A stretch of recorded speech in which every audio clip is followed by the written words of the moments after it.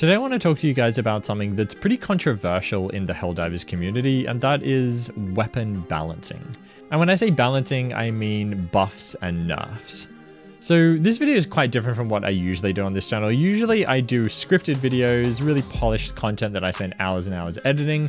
This is going to be totally different. I'm just going to talk to you guys and I'm going to put some just B-roll gameplay in the background. So if you're interested in that kind of video and you want to talk about weapon balancing in Helldivers 2, then stick around.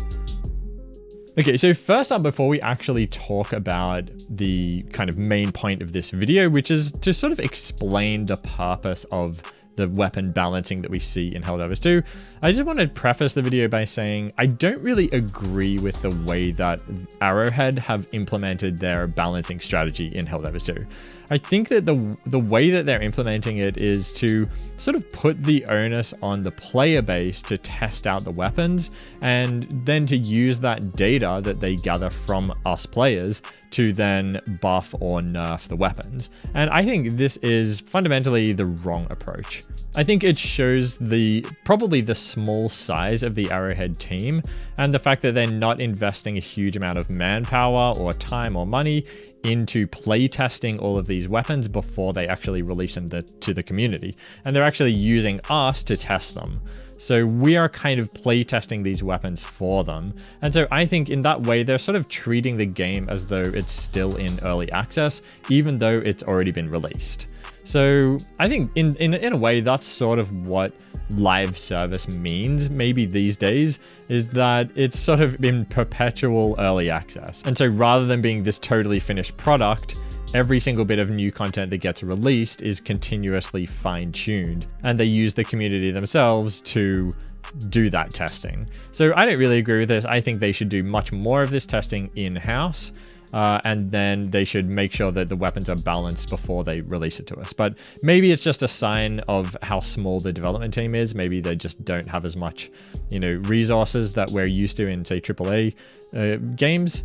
But yeah, I don't particularly agree with it. I think it's not ideal for sure. So I think if a lot of people are upset about it and they don't like having guns released and then buffed or nerfed later, I totally understand and I'm like fully on your side. I agree. It's not great. Okay, so now that that's out of the way, let's just talk about the topic of buffs versus nerfs. So something that I've heard a lot of people say in my comment section is that they would rather weapons be buffed and not nerfed. So they would prefer buffs over nerfs. And I have to say, I completely disagree with this. I think that if you only have buffs and you don't nerf anything, or if you have more buffs than nerfs, you're just going to end up with this sort of creep towards the game being too easy.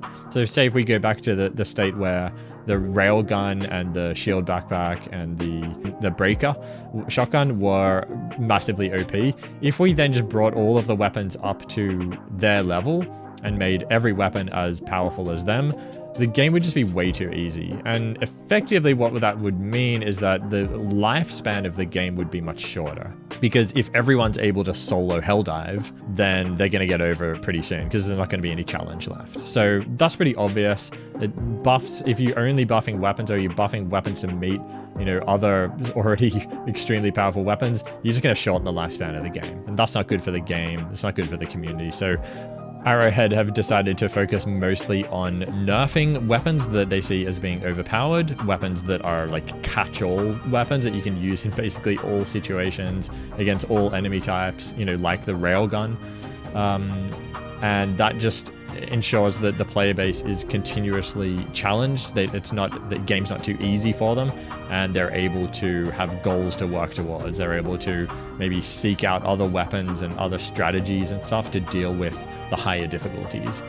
So I totally agree with their strategy. I think it's great that they're focusing on nerfing rather than buffing. You cannot buff all weapons to meet the overpowered ones. You want to bring those overpowered ones down.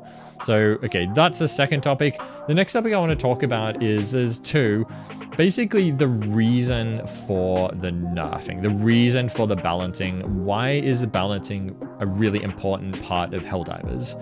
So there are two things. There are two things that basically I think make Helldivers Helldivers. The first one is team play.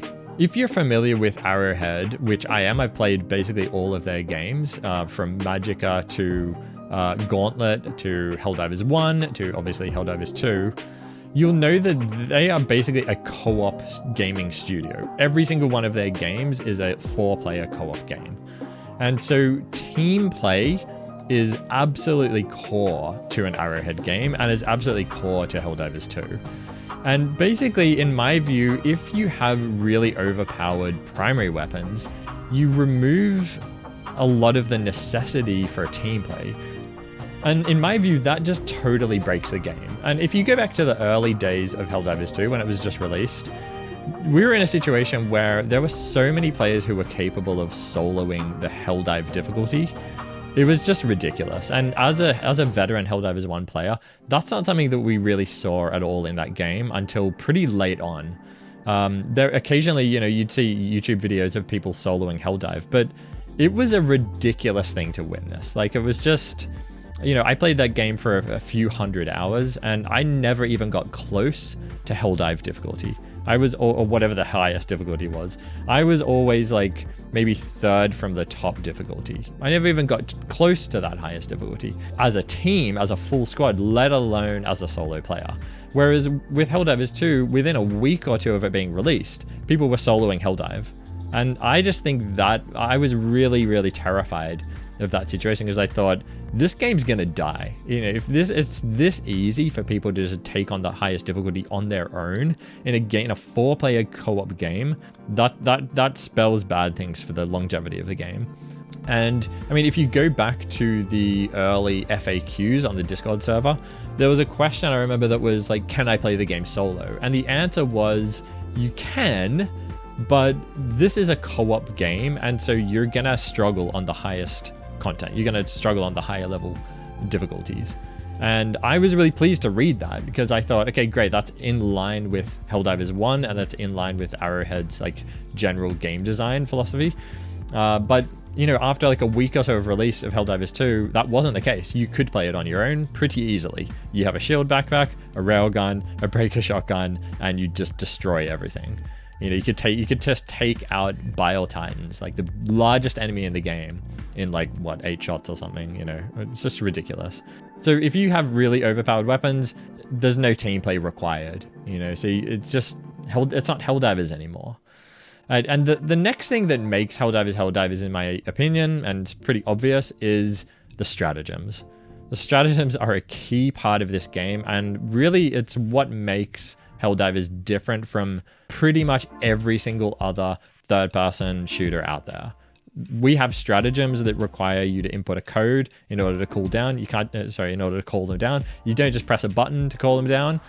That whole system is integral to Helldivers 2 and to Helldivers 1.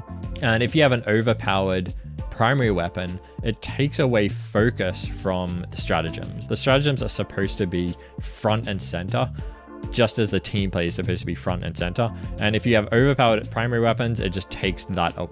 They're not front and center anymore. They're on the side. You can take, these bombs if you want. You can take you can sort of take anything, and they're really just bonuses. You don't have to have this beautiful synergy between your stratagems and your primary weapons, which is what we have now. Like, with all this balancing that's going on, every time you pick a primary weapon, you have to think about what stratagems you're going to take. And if you want to, make the focus of your build the stratagems, you have to really think about the primary weapon you're going to take. And that wasn't the case back in the early days. In the early days, you could just take whatever you wanted, and it didn't really matter. As long as you had a breaker, as long as you had a railgun, you were going to ruin everything. And so it wasn't Helldivers anymore. The stratagems weren't front and center. It's not Helldivers anymore. So I think those two elements of the game, the team play and the stratagems, they need to be front and center. And if they're not, it's not Helldivers anymore. And I think that's really the core of what the development team are trying to achieve with all of this balancing that's going on. And so whilst I don't totally agree with the way that they're going about it, I don't totally agree that they're making the player base playtest all of the weapons and then basing the balancing on that, like then just doing it sort of retroactively. I don't think that's a good strategy. I do agree with the result. And the result is that the two core elements of Helldivers are maintained: team play and stratagems. And yeah, that's it. That's basically my take on the reason for all of the balancing. And yeah, I'm curious to hear what you guys think. If you agree with me, let me know. If I've changed your mind at all, if you find any of these arguments interesting, let me know down in the comments. I'd love to hear from you. If you think I'm absolutely full of shiz, then let me know down in the comments as well, and just hit the dislike button. It's totally fine. I just thought I'd try a different kind of video on this channel, because I've been doing, my main content with lots of editing and really like well thought out videos, and I just thought I'd try something different. So let me know what you guys think down in the comments. I'd love to hear from you. And yeah, as always guys, like the video if you liked it, dislike it if not, subscribe for more like this, and I'll see you guys in the next one.